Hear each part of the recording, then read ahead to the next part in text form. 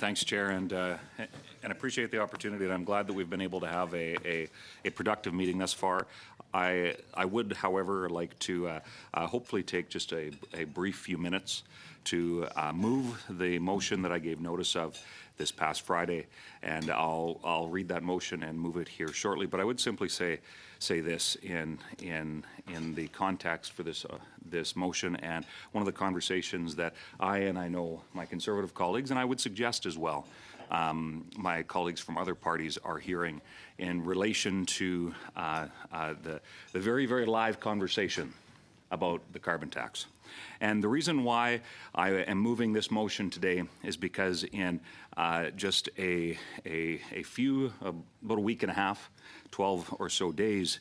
there will be a 23% increase to the Liberal NDP carbon tax that is driving up the cost of everything across our country, costing Canadians significantly, and both in terms of the tax that they pay directly, but also the significant impact that the carbon tax has across the entire supply chain, from the farmer who grows the food to the trucker who ships the food to every single person who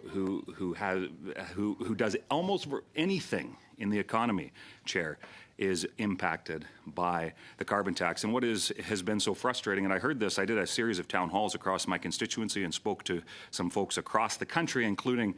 some Canadians from constituencies that are represented by other members represented by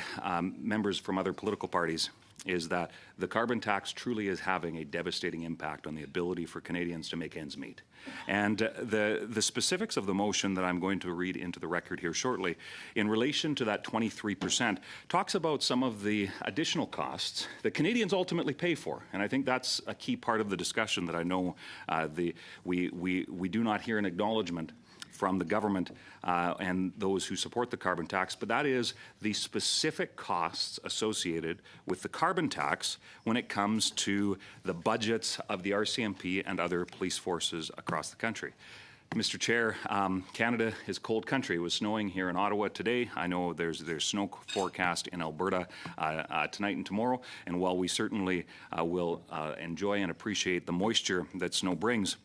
it's those freezing temperatures that require everything to be heated, and that includes the many local detachments, whether that be the many RCMP detachments in the rural communities that I represent, rural and remote across Canada, where the RCMP are working diligently to patrol, or the Camrose Police Service, the only municipal police force that I have in my constituency outside of bylaw enforcement and whatnot. But also the impacts that the carbon tax has on the increased costs associated with the ability for this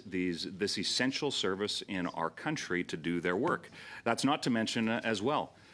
Canada's a big country, and the RCMP reference when it comes to their work policing rural Alberta is, of course, the French acronym for the RCMP is GRC. And local Mounties have joked with me saying that's short for Gravel Road Cop. And the reason why I bring that up is because many Canadians see, and I'm sure many have experienced, the police force behind the wheel of their cruiser. And, Mr. Chair, the impact of that is substantial when it comes to the costs that our police forces have to pay, and that is tax revenue that goes to government that is not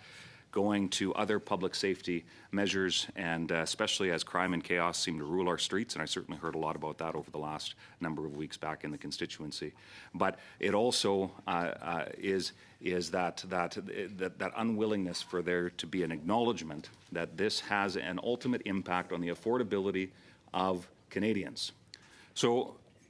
Mr. Chair, I hope that we can find support to get answers, which is the first part of this motion, and to ensure that Canadians know that their parliamentarians, and I would hope from all parties, although I have my doubts,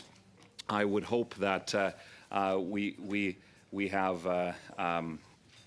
that we have support to ensure that we can get answers first and that it is time to spike the hike and axe the tax to bring home lower prices for everybody. So, Mr. Chair, I would move the notice of motion that I gave on March 15th that says the following: that given the April 1st carbon tax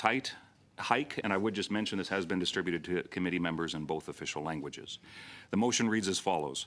that given the April 1st carbon tax hike, the committee call on the Minister of Public Safety and the Minister of the Environment to provide a report to the committee in 30 days on the additional costs the carbon tax adds to the RCMP budgets and police forces across the country, and to work with their provincial counterparts to ensure to secure this information and report it to the House in its recommendation to spike the hike and axe the tax. Look forward to what I hope will be unanimous support for a common sense motion brought forward today from Canada's Conservatives on this committee. Thank you.